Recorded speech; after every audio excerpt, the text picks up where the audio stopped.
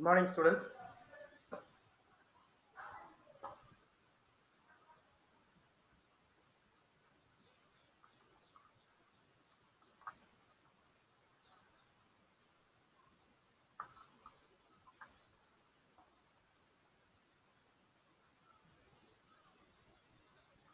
Good morning, students.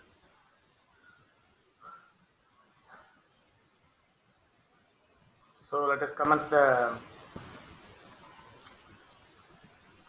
session. Today we are going to revise the complete unit and we are going to see a case study using XML. Case study is relevant to the current pandemic COVID-19. What is the use of XML technologies pertaining to uh, identifying the ancestors of COVID-19 or sources of COVID-19? So that could be the discussion that today we are going to carry out after revising Unit 1.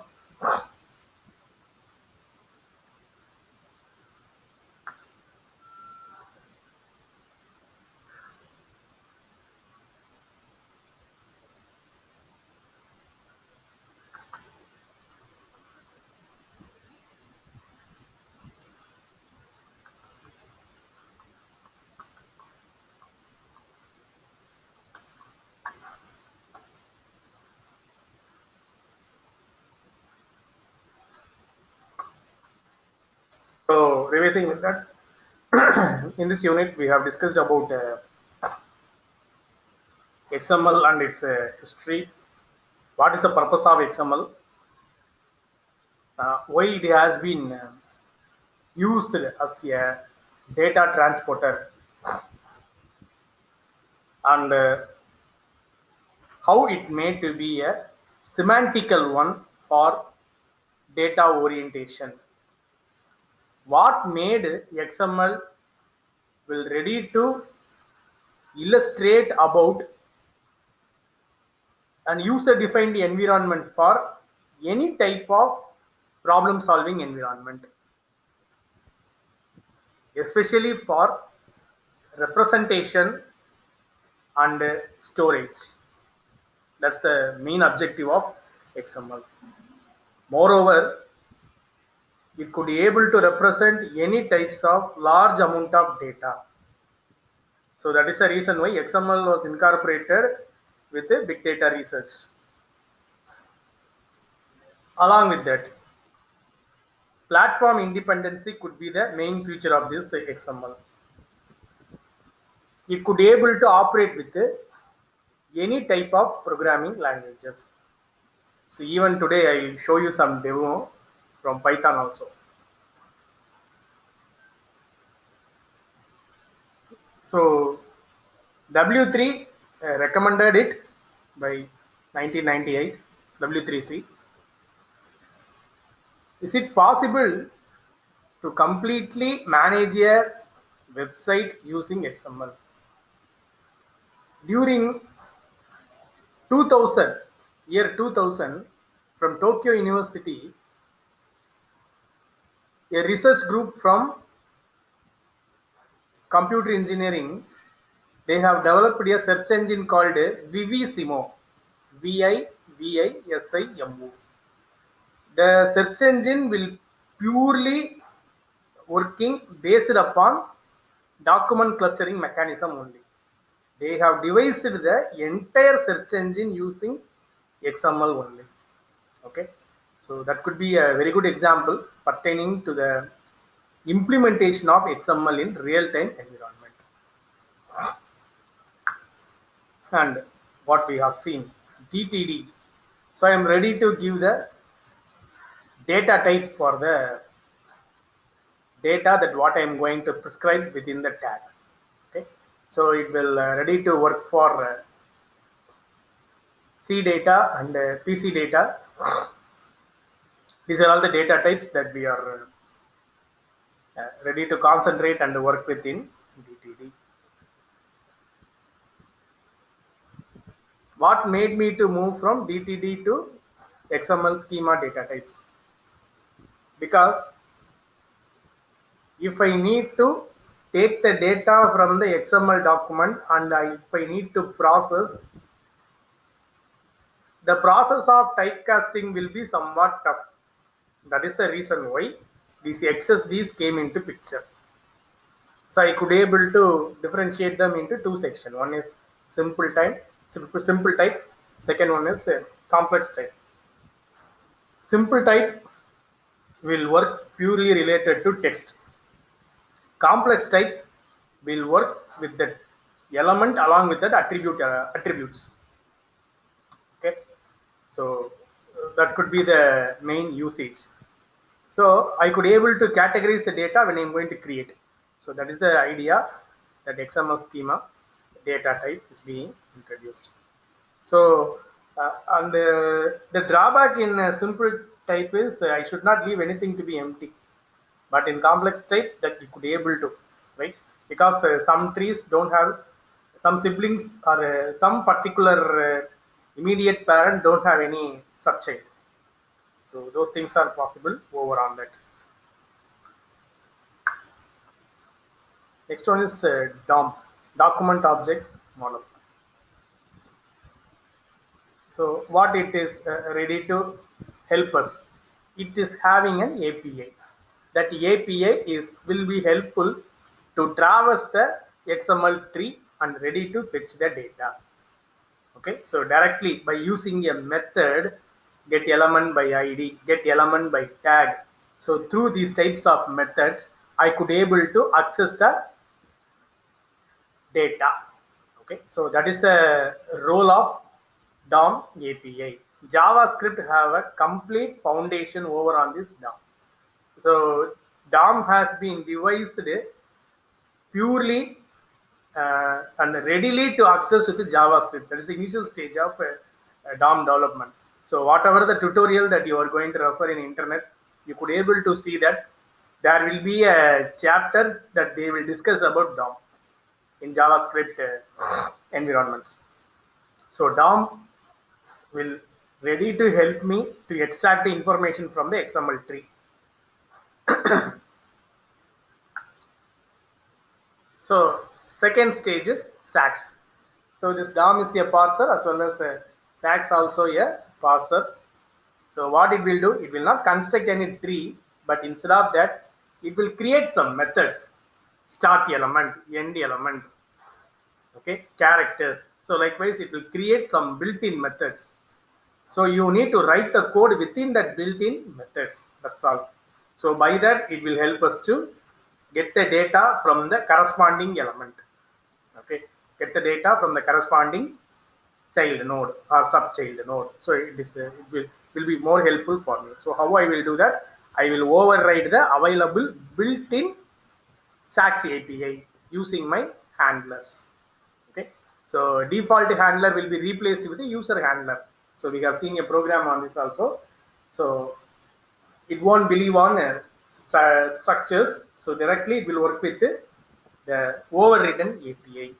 So that is the idea of SAX, simple API for XML. So next subsequent technologies, what I need to do if I need to format my XML data, right? So normally XML data will be displayed as a tree. If I want to display only the data available in the thing, for example, if I'm going to display a XML program means it will be displayed in the tree format along with the tags. But I need only data available within the XML tags. So in that case, what I will do, I will ready to format using my script along with it. For example, I need it in a table format, or I need it in some sort of background with some sort of foreground colors.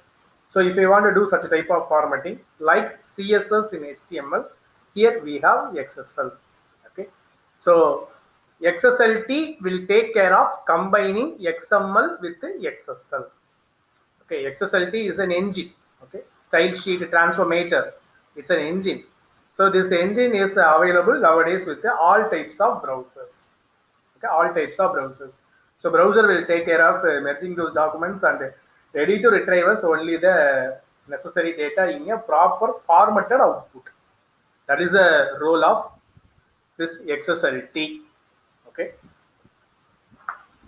Next, XPath. So this is going to be the standard. So till now, how we will traverse the XML document.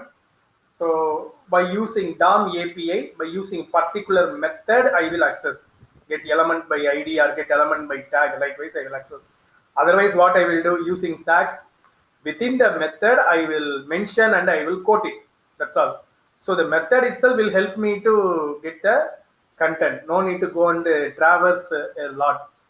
But what does will improve when large amount of data is going to work with? In that case, the technology will help us is XPath. It will give us absolute path as well as a relative path. So based upon two paths, I could able to visit the corresponding data in a fast way, in a rapid way. Okay, so that could be the ultimate aim of this XPath. Okay, as well as this could be the standard being recommended by the W3C, because in the later developments, that means the developments which are available now in XML have this XPath as a core component. Okay, so that's the reason why we have discussed a lot on XPath, how we are accessing the content. For example, root node slash root node slash child node slash, that's all. There you could be able to get the data. Still, if you have subjects, you could be able to get it, right? So that's the thing. And one more thing. So XPath could be completely consolidated by the XSLT engine only. So that's the idea behind XPath. Xquery. So what it will term for us. So this will be stored in an extension .xqy. Okay, so that will come as a separate program. My XML will have a separate program, and I will write a Java program. Totally 3 programs I need to write for this. So what is the purpose of this Xquery? So it is like your SQL for database. So what are all the permissions that are available for your SQL? All those things are available for Xquery also, right? So I could able to treat my XML as a complete database. I could able to treat my XML as a complete database when I'm going to use this Xquery. So fortunately, Xquery also helping us to retrieve the data from XML document only, right? Because from beginning we are discussing on how to retrieve the data from XML document, or how to store data in the XML document, XML database, right? So for that we are trying to create our user-defined structure using XSD, schema distribution, as well as whenever I'm going to retrieve from the such type of database, that I could able to use it purely using that XML formatter supplied by XSLT. So we are treating it as like a complete DB only. For example, if you want to retrieve your data from Oracle, that will be given with the available data only. That means what is the data available over there, it will be given as it is. There won't be any formatting. But if I want to format, what I will do, the output of that XML output of that program, the results of the query will be sent to some other formatting language, and through some presentation languages that I need to format it and display it again. But XML is compatible to web technology in such a way that the presentation languages, the presentation tiers which are ready to work with the web technologies can use XML for their purpose, as well as XML can be used as a database too. So in that case, this Xquery will play a vital role. It will behave exactly like our RDBMS. Okay, as well as it will exhibit the nature of some NoSQL DBs also. That is the reason why Xquery will it could be a unit in our most of the big data architectures. Okay, so the role of XML in big data will run through this Xquery. So that could be the major idea that what we have discussed. Okay, so that's what Xquery is all about. So finally, yesterday we have discussed on Ajax. So a single technology that will combine JavaScript and its DOM, XML, HTML, CSS, and the handler from script, XML, HTTP request, right? So without reloading the complete web page, only data will be refreshed. So for the purpose only this Ajax, asynchronous JavaScript and XML. So that will be the major one. So the data will be transported between client and server. That's all. The data will be. So no need to load the page again, image again. Okay. So the controls, whatever you have used in the page, that will be reused again. No, everything will be could be made as static by the browser itself. UI updates will be handled by corresponding browser itself. Only data which are relevant to be changed in the client environment loaded from the will be loaded from the corresponding server. So that's the idea that I need to stretch upon. Okay, today what we are going to see, how to retrieve data from the XML document using Python. So that's what I want to narrate about. So here you have a demonstration also.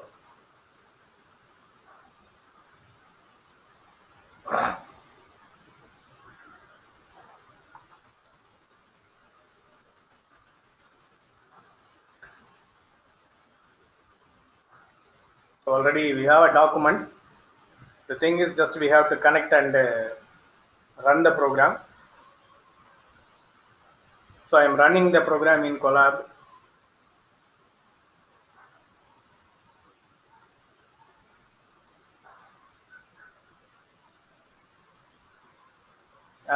And also the informative thing is Jupyter also came online. Even people who know how to work with the Colab can use online Jupyter notebook. That is also available nowadays. So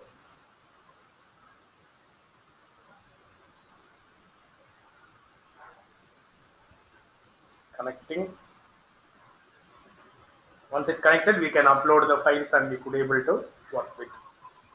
So in the meantime, that you could able to see that this is the first program. So it got connected. We'll upload the programs. So in this program, we are using an XML file called movies.xml. Okay, we'll upload it. So we wrote the program in Flask framework.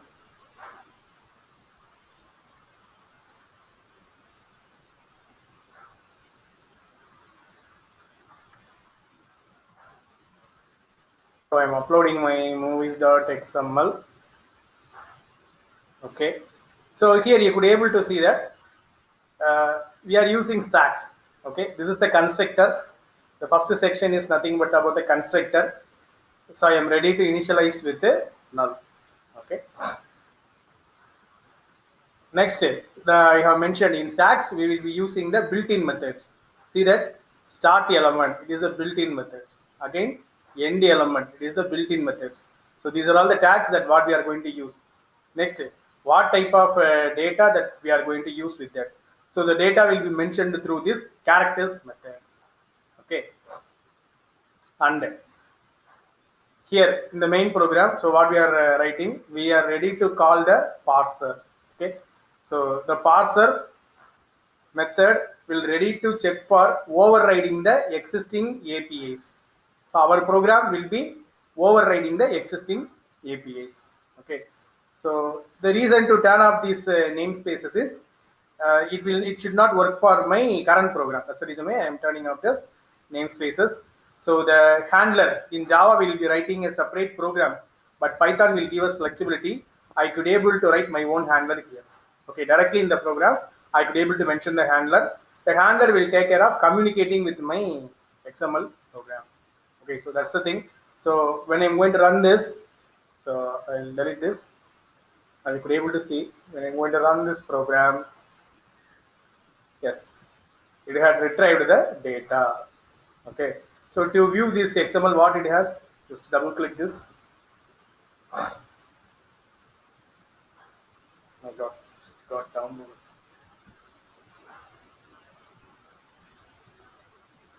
So this could be the output. I will show you the XML file also.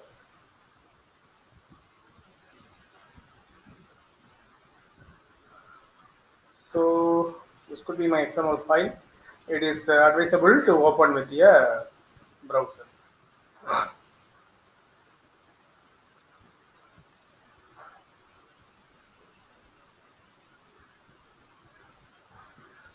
So it is open with the Firefox because already we are running with the Chrome. Meet is having some bugs, so still people are working on that. Parallel opening of more number of applications will make us to hang, or it will come out of the Meet. That is the reason why I'm opening in another browser, because yesterday night I have a trial on this. So that experience had made me to open in the new browser. Since I have set Chrome as a default browser, other browsers will take time to load. See, this could be the XML file that I have used in the program. So only this data that we are ready to retrieve. So collection is the database name. We have 4 records. All 4 records are going to talk about a movie. That's all. Okay. All 4 records are going to be used as a named as a main tag as a movie. Every movie will have this description: type, format, year, rating, stars, description. So this could be the XML file. This XML file only we are running over on.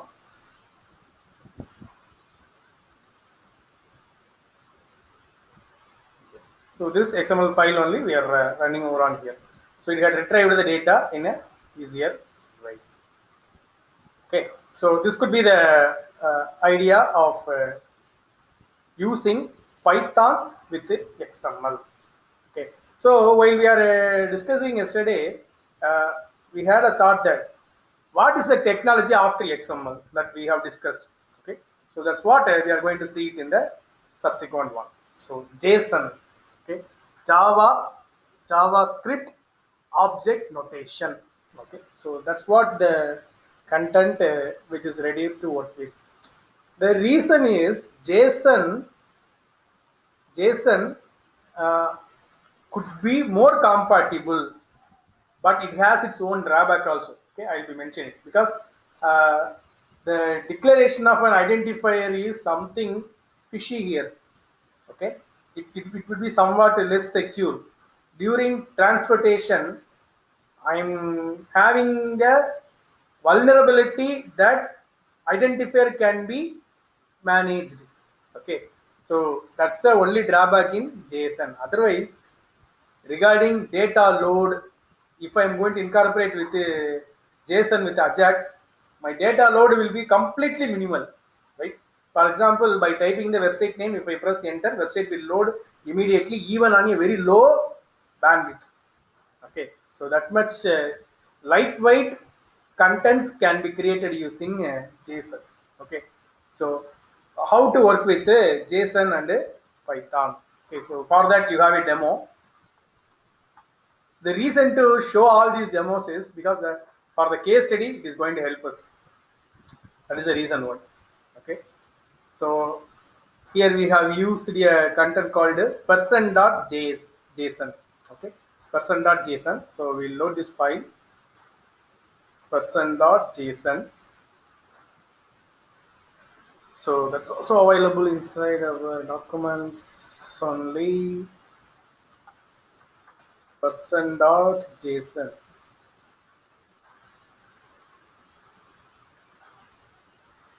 Okay, person.json was loaded. So these 4 lines of program will help us to open the data available in the JSON file, and it will ready to display us. That's all. Okay. So for Python, for XML program, I need to write this much of a very big code. See that code complexity. Pertaining to our JSON, it's enough for me to write like this. Okay. See that the place where it's going to start with the data retrieval. Data retrieval is more easy for the developer aspect as well as the content. So this is the content which is available in your corresponding JSON file. So name tag which is having the value Bob, languages tag which is having the value English and French. That's all. So that's the JSON file content is about. Okay. So next stage, how to convert a XML file to JSON file. What is the purpose to do that? First I want to convey, right? So depending upon applications, you could able to choose whether I need to use XML or whether I need to use JSON. You can decide. Okay. So when the place where you need more amount of processing the data, in that place you can use XML. Whenever you have the content which are not going to change throughout the section, right? So in that case, it is advisable to choose JSON. Okay. If people started using displaying for example, anonymous people have started displaying the results using JSON, no one will get busy waiting to get my results. Okay. So that could be a component will be loaded very easily. Even dot have opted ready to work with the technology of JSON, because when they are going to send a MMS also, JSON will be a very lightweight component. So ultimately the cost of sending an SMS or MMS also will go down. So that much interesting things that will converge. So in that cases only these programs will be helpful. So to convert a XML file to JSON file, it's very easy. People who are familiar with the Python, that you could be able to know about that. I am opening the movies.xml. Already it is available with me. So what I'm going to do, I am fetching the data available in the movies.xml and I'm going to store it in a dictionary. Okay. So people who are familiar with the dictionary in Python, that you could be able to understand. So I am ready to store that. So I am ready to convert it also, because if I need to use this conversion over in my program, I have to use this package XML to dictionary. First I am converting my XML program to dictionary. The results of the dictionary are going to stored in the JSON file. Okay. So further I need to install this. That's the reason why I am running this. Pip install XML to dict. So that will install my package. Okay. So successfully it was installed. So I have used the file movies.xml. So already you have seen what is that file. So that file will get to be uh, converted into dictionary, and the dictionary will be stored into a JSON file. Okay, the name of the JSON file is data.json. Data.json is not available during the runtime. It will create the file and it will store the contents of a XML file in that JSON format. Okay, so now I'm going to execute the program. I'm executing the Python program. It converts my movies.xml into data.json. So still the file is not available here. Refresh it. Yes. Okay. So data.json is available here.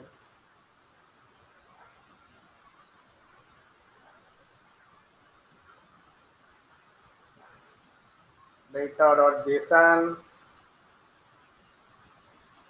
showing here. See that? So what we have seen there has been displayed here as a JSON file. Right? That corresponding tag is being converted into identifier. Identifier is having the value. Okay. So if you are going to open this, so I am opening in Colab itself. Instead of that, if you are going to open it in a WordPad, you could be able to see it in a proper way. Okay, so that's the interesting thing about converting XML file to JSON file. Okay, in the same way, how can I convert my JSON to XML? What is the purpose of that? Again, see where the places, if you won't get APIs in that place, I need to work with my XML only, because compared to JSON, XML will have a lot of built-in APIs. That means XML related technologies have APIs to operate with the XML. Okay, JSON is exploring now only. So if that is the case, it is good to work with the these content also. So here we are converting a JSON file into a XML file. Okay, so what we are doing? So we are converting 2.json. So we have to upload this file 2.json. 2.json. Yes, I am uploading 2.json. So it is consisting of the employee records. So this could be something tedious like writing your SAX program only, right? So here 2.json was uploaded. Okay, so double click this. So this could be the visibility. So what we have, so name, designation, salary, age, the projects that what she had worked with. So that's all available here.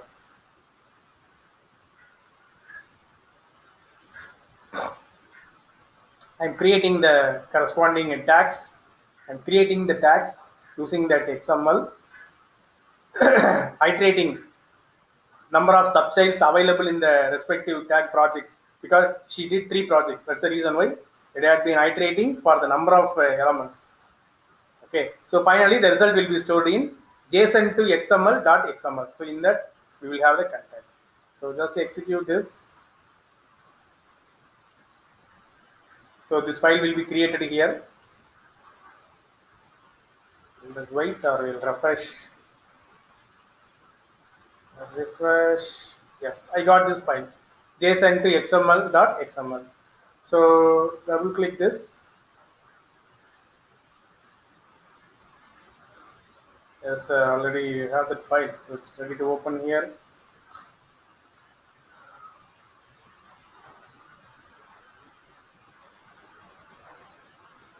So now I am opening in WordPad. Okay, so there you could able to see that the complete content has been changed over there. So this is my employee, right? So here you have the record name. Next you have designation tag, salary tag, next age tag. So these are all tags that we have created in the Python program. Topic. So again, so within the tag projects, all these tags are there. So topic, category, months.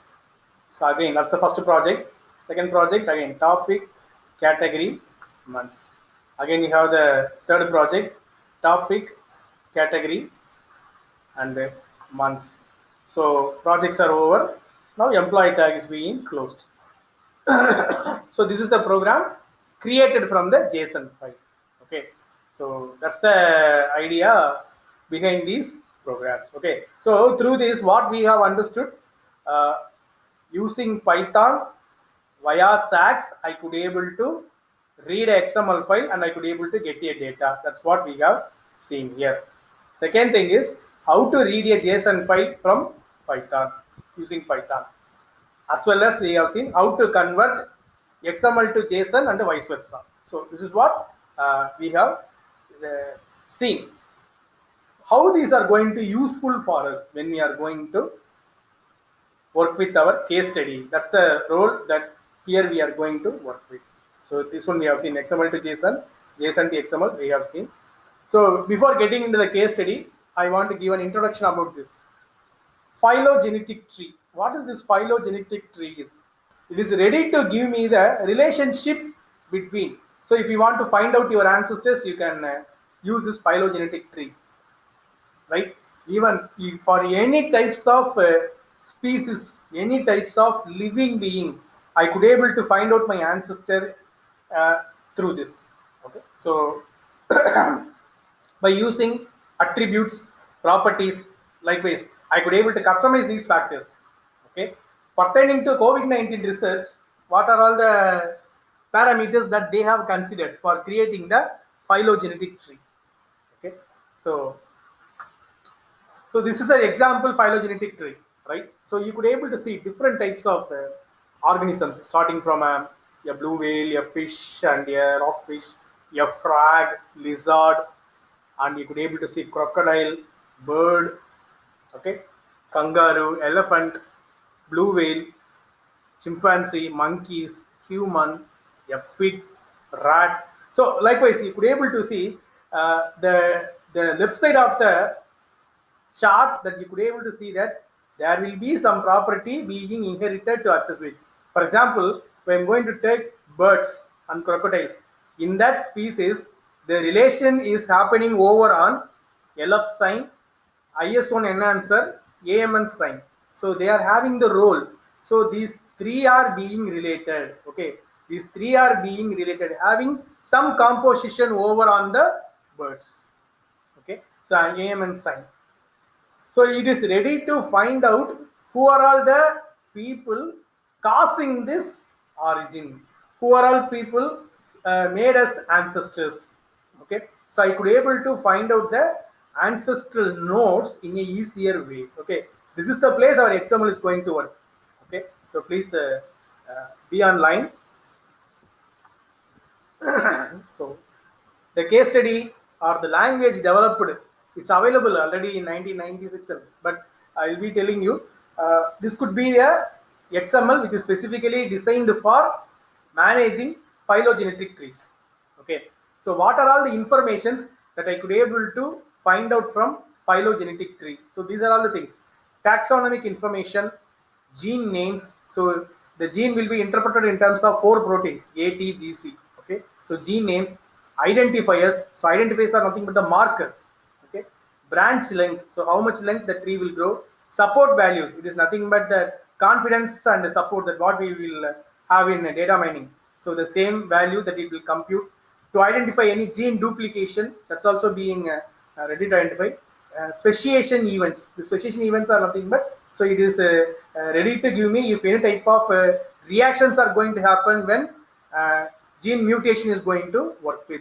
This taxonomic information will help us the history of ancestors also. Okay, so that's the idea of this philo XML. So I could able to conclude that this could be the tags that they will be using. Okay, this could be the tags. So these are all the predefined tags for philo XML. Okay, so likewise we could able to convey. See that this is the phylogenetic tree for identifying COVID-19. It is generated by the system. Okay, so see that the chart is completely in pink color trees. You could able to identify that COVID viruses, COV represents the COVID viruses. So from where that could be the origins: bulbul, thrush, white, munia, common hyphen maroon. So this could be the criteria. This could be the origin of sources is being identified. So when we are moving for the next section, that you could able to find out bat underscore COV. That means origin will be from the bat. Okay, so in that you could able to see some of the thing will start directly. They don't have any ancestors. See, for example, HCOV. It don't have any ancestors because it could be maybe a hybrid in that case. Okay, it may be a hybrid. As well as when you see the contents in blue color, you could able to find out some of the origins are as bat hyphen underscore SARS underscore COV. So some of the COVID-19 the representation is being derived from this bat and SARS DNA. Okay, from that it is ready to converge for the corresponding COVID viruses. Okay, so likewise the first term is going to be the root node, second term is going to be the child node, third term is going to be the subchild node, the last one is the resultant one. Okay, the last value, for example, HKU9 hyphen underscore 3, that could be the last value which is ready to conform. And here you could able to see the values. See, 100% you could able to get, that's the complete support. They have identified that this could be the ancestor for this. The reason to identify this ancestor is if those species are going to have this disease. So what made them to cure? Okay, what it was being applicable for that, the same type of thing that we could able to inject for the corresponding species also, right? So they won't check with all types of species. You could able to see. Okay, so first what they will do, they will check on some species X. If it is working well, they will come for the human being. That some species X must have our ancestral nature, which is having a more amount of complexity. For example, they tested more on squirrel in the cases of COVID because the lungs the lungs formation from our childhood to the stage of the max growth, how it was the same pattern only for squirrel also. That is the reason why they tested for that particular thing. So how to identify if I am going to inject on that, how it is going to react in the squirrel lungs. The same way only for human lungs also it will ready to work with that. So for which for which species that I need to inject to find out that phylogenetic tree will be helpful, as well as it will give you. So even squirrel also living organism, right? So how much support it will ready to give. So initially they have checked with the types of birds and the sources, that what they have checked, it is ready to retrieve only about 66%, right? So still people have not come up with 100% the correct value that which will ready to cure completely. So that is the stage have not yet we have reached, right? So likewise we could able to generate for all types of corresponding trees. So this is the tree which is generated purely by XML. So please understand that. So this website phyloxml.org. So there you could able to see the uh, complete data. Still we have 4 more minutes.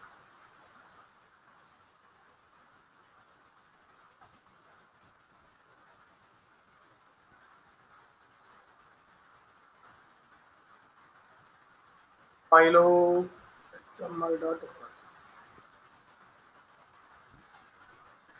So XML for evolutionary biology and comparative genomics. So this is the website there where you could able to find out the interesting things. First, I want to show you.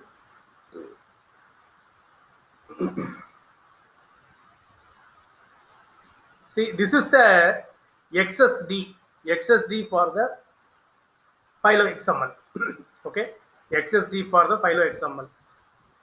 So already we have seen this tag, sequence, annotation. So how they are giving the tag names. Okay, so what are all the elements that they are going to work with? So see that these are all the tag names that they are ready to work with. So name, branch length, confidence, width, color, taxonomy. So these are all the things which have served us to generate the tree. So please remember over on that, right? These are all the main tags. Okay, so these are all the main tags which is ready to generate over on that. So every property they have discussed over that. So starting from so you could able to see clad, they have mentioned the data type complex, because it is consisting of some attributes. Taxonomy, it is consisting of some attributes. Okay, so taxonomy code, so what could be the rank. Okay, so everything will be available as a complete complex type only. They have not discussed anything over on the attributes. If they have that complex type, see that sequences is based upon a complex type. So that is the reason why it has been mentioned with the complete attributes are being mapped over there. If you're going to take simple type, see that simple type. This is the thing that what we have seen in XSD. So here we don't have any attributes. Okay, here we don't have anything to work with. It will work with only the values, not with attributes. See that they have passed the pattern value 1,20. That could be the maximum range that the particular token will ready to accept. Okay, so that's the interesting thing on this XSD. Even if I visit this documentation page, that you could able to see all types of built-in tags that what they have created. So what are all the complex types XSDs are being followed, what are all the simple types XSDs are being followed, it is available here. Okay, so if I need to retrieve, what is the value that I need to generate, right? If you are going to use a programming language to retrieve data from the corresponding XML document, so what is the values that you need to use. So this document will help us a lot. Okay, so that's the thing. And if you need to run the program, for example, here they have given 2 gene family tree. For example, apaf.xml. So this could be the tree that's going to be represented through phylogenetic tree. For example, this is the given gene, okay, in the form of proteins that has been converted into digitalized, and ATGC is converted into numbers here. Okay, so this is the complete phylogenetic tree for the in the XML format. So if I need to execute this, I need to download this Archaeopteryx as well as forester.java, forester.jar. Okay, forester.jar. I need to download this jar file and put it inside JDK folder, JDK bin folder, and I need to run. I have to set the path for this corresponding forester.jar, and if I'm going to write a sax or DOM for this apaf.xml, it will ready to generate me a tree. Okay, so that's the interesting thing to know about this versions. So this could be the actual development web page regarding this case study. So the forested hyphen the recent jar file is available here. Download this file and you could able to store after Java 8 only it will work. Okay, Java 8 version. We are having the package 14, and this is the way to set the path. Okay, so before you are going to run the program, you have to set the path. If you are going to run in Eclipse, that you have to build this path in the class path variable.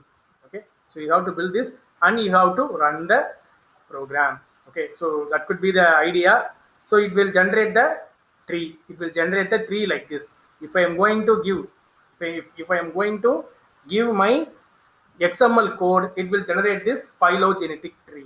Okay, so that's the idea. Through that, I could be able to find out the ancestors who are supporting with the maximum value. So through that, I could be able to come to a conclusion that I could be able to check on this, so that the same effect will come for humans. So that's the role of this philo XML. So thank you. Any clarifications, you can post on chat.